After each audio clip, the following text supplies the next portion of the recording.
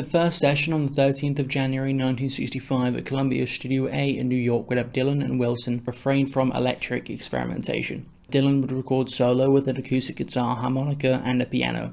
Dylan recorded 10 complete songs and several sketched, nearly all of which were discarded.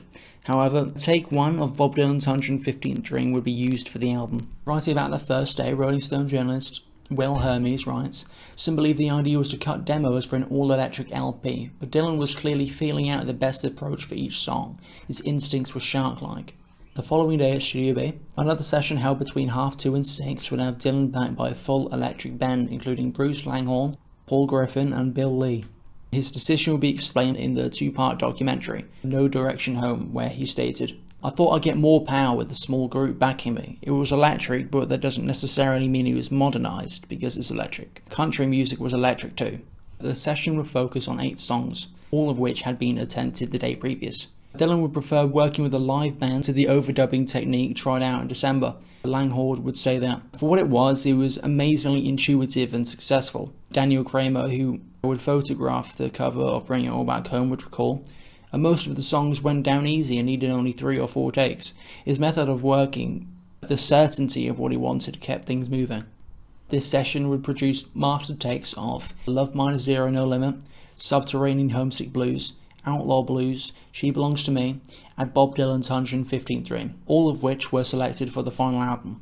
After dinner, Dylan would continue recording with an almost completely different set of musicians, with only Langhorne returning. They would record 6 songs, but all would be rejected.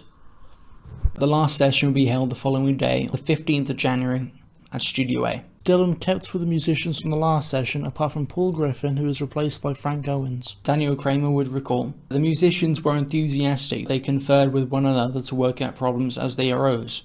Dylan bounced around from one man to another, explaining what he wanted. They would knock out Maggie's Farm in one take, and Dylan would do the same solo for Gates of Eden. The masters for the remaining 4 songs would also be recorded for the album. A master of If You Gotta Go Go Now was also recorded. About the final song on the album, It's All Over Now, Baby Blue, Dylan would say that, "I carried that song around in my head for a long time. When I was writing it, I remembered a Gene Vincent song. Of course, I was singing about a different Baby Blue." Although Dylan would end up recording electric versions of near every song on the album, he never intended Bring It All Back Home to be a completely electric album. In the final album, the first side of the album would be electric, starting with Subterranean Homesick Blues. The acoustic side would be the final 4 tracks recorded by Dylan, only sometimes accompanied by Langhorne on his electric guitar. At the end of January, Dylan would embark on a North American tour alongside Joan Baez. On the 29th of January, the tour began with a concert in Springfield, Massachusetts. Throughout the tour, Dylan would invite Joan Baez to join him, as well as to perform herself solo. Dylan would not perform with an electric backing, but would perform many songs from Bringing It All Back Home, including those from the electric side of the album.